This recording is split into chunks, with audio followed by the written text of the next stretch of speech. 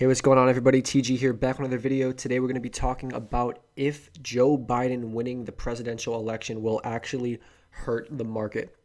Now, when you're looking at this, you have to look at a multitude of different things. Number one being his capital gains tax hike.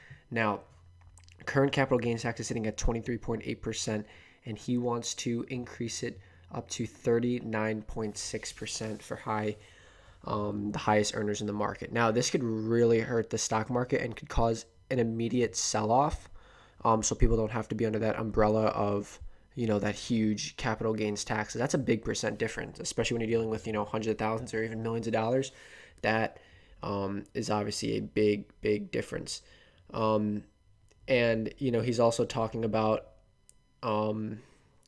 implementing a 0.2% stock tax on every transaction. So let me give you guys a little example of what that would look like. So let's say you were going to buy $100 worth of Apple stock.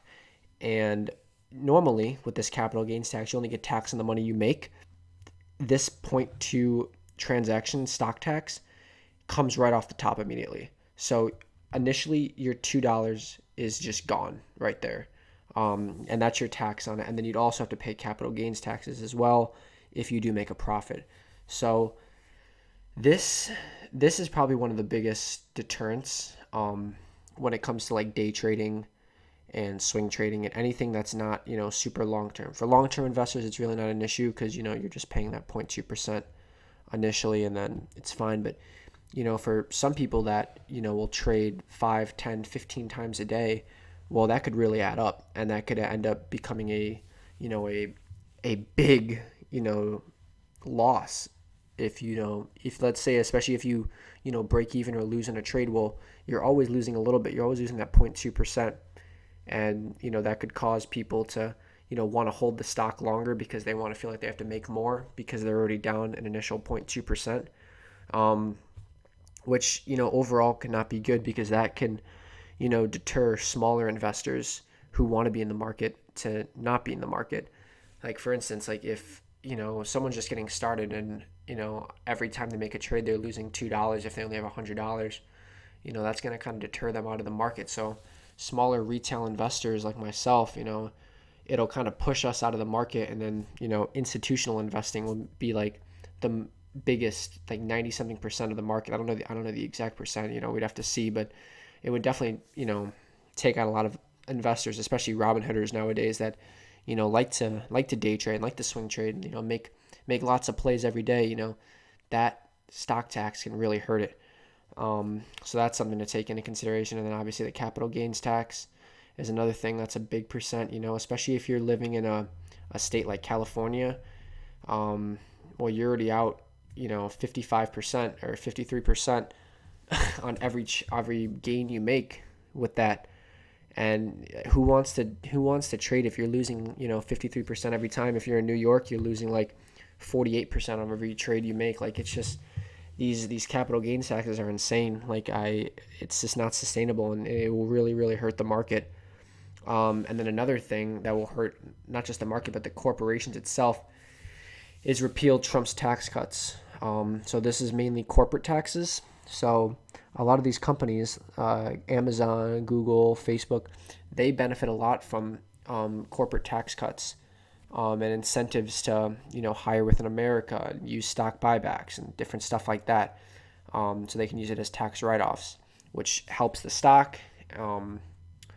If they raise those taxes and get rid of those tax cuts, that's less money the stocks have, less money the companies have, and then stocks in turn, go down on less profits and lower earnings and layoffs, different stuff like that. So you got to be careful about that. So I think in the short term, it's pretty clear that the market will go down. But long term, for those long term investors, obviously, stocks genuinely go up. Obviously there's crashes here and there, but genuinely it goes up. But it's just, you just got to be careful about it, because it could be really bad, and these tax cuts could be bad. But the only good thing or hope for the market is if the Republicans do control both the House and the Senate, they won't allow those tax cuts to get repealed.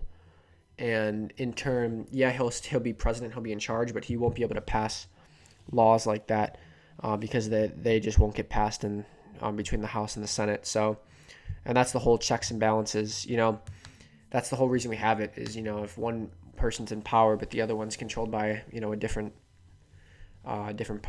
political I don't know why I'm blanking party, then they can enforce what they want. It has to be in unity. They have to agree on these things. So it's definitely something to look out for. But obviously, with what's been happening recently,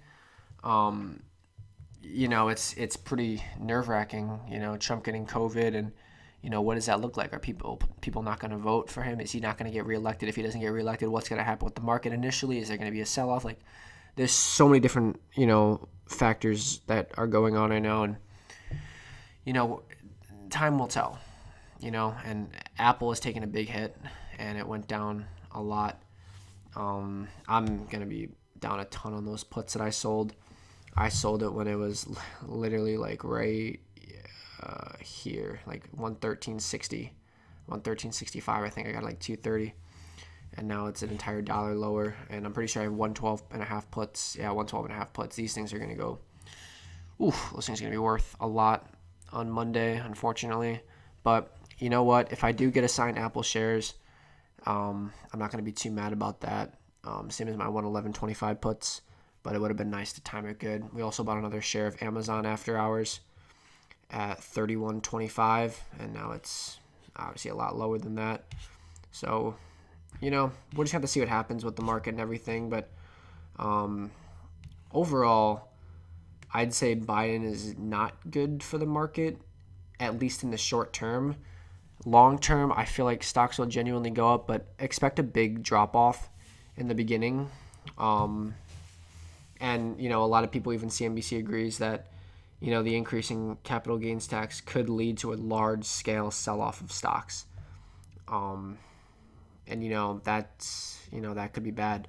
The good news is we do have a potential stimulus on the way. That could be a nice bump up in the market in the short term. And like I said, seeing who wins the House and the Senate is also another big deal. So it's not just the presidential election, but it's also the Senate and the House of Representatives. And there's a lot of things that are involved in this, but for investors, at least retail investors, it's going to be bad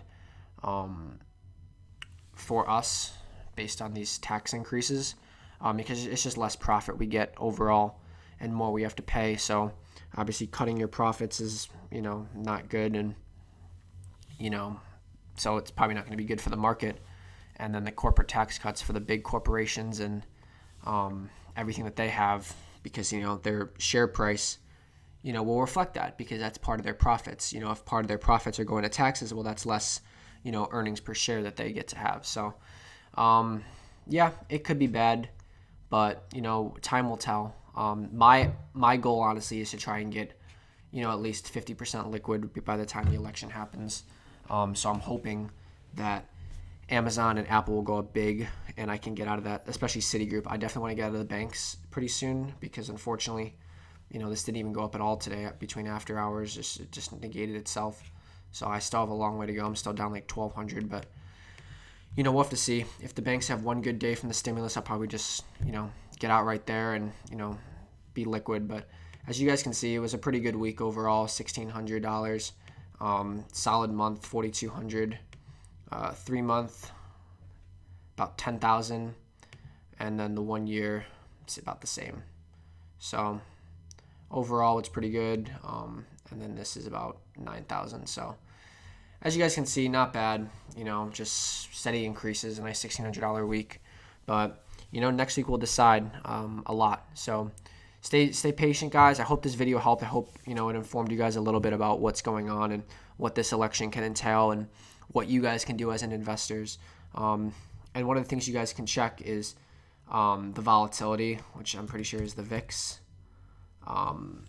So check this. This is the short-term futures ETFs. You guys can really check that and just a bunch of different stuff. Like just watch it, because you can play off these things if you think, oh, I think the market's going to go down. Well, hedge yourself with one of these volatility things and stuff like that, and just be aware, be kind of on the defensive right now because things are so uncertain. But also take advantage of catalysts coming up. For example, the stimulus can be a huge increase in the market. We saw with the airlines today.